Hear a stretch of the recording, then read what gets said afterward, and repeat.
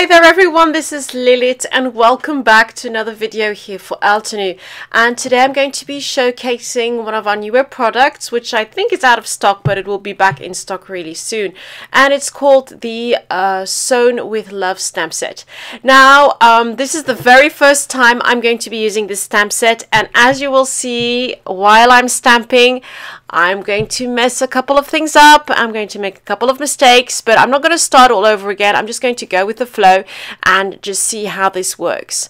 Now, I must tell you that afterwards I did try to recreate something pretty similar, but on a card, and I used my MISTI tool and I perforated the holes in advance using the die, and that did work out a lot better. So if you're wanting to use this die set, I would advise you just to play around with it first. Maybe on some scrap paper, and then just go ahead and stamp it. The layering is pretty easy, but you do have to figure it out a little bit in the beginning. So there you have it. So I'm starting off by stamping the leaves and the stems, and I'm using the new oval ink set, which is called Green Meadows, and I'm using 3 colors from that set.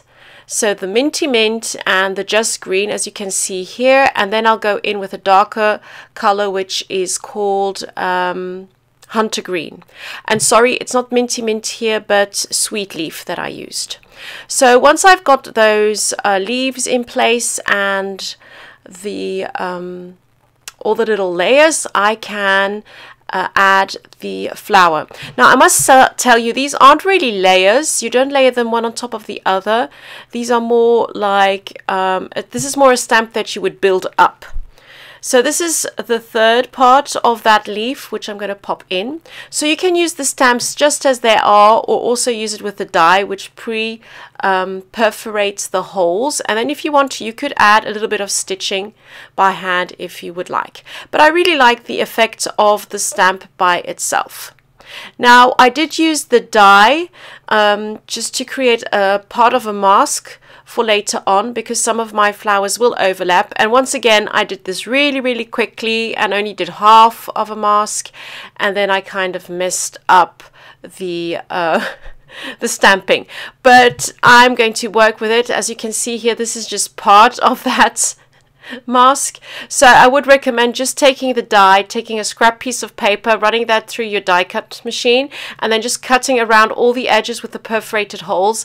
I did this on my second project and that worked really the best. So I'm just going to continue stamping my little flowers, and then I can finish off my layout.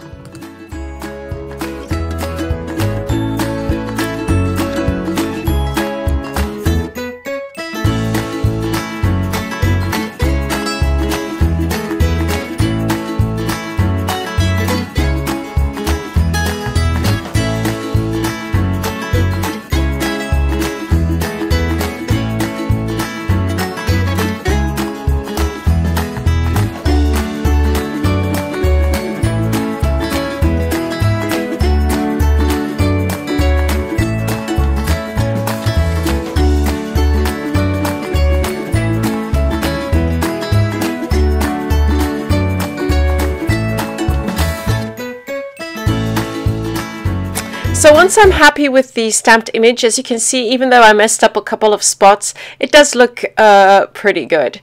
So what I did is those spots where I had a bit of ink on the layout and where I kind of messed up the stamping, I'm just using a couple of buttons from my button collection, which are the same colors, and just popping that over.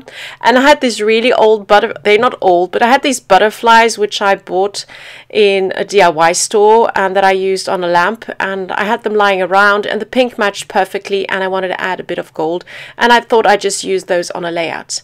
I'm going to use the I and U from the Sewn with Love set, and I'm going to add a little heart in some nice pink, and I'm using a rubelite here.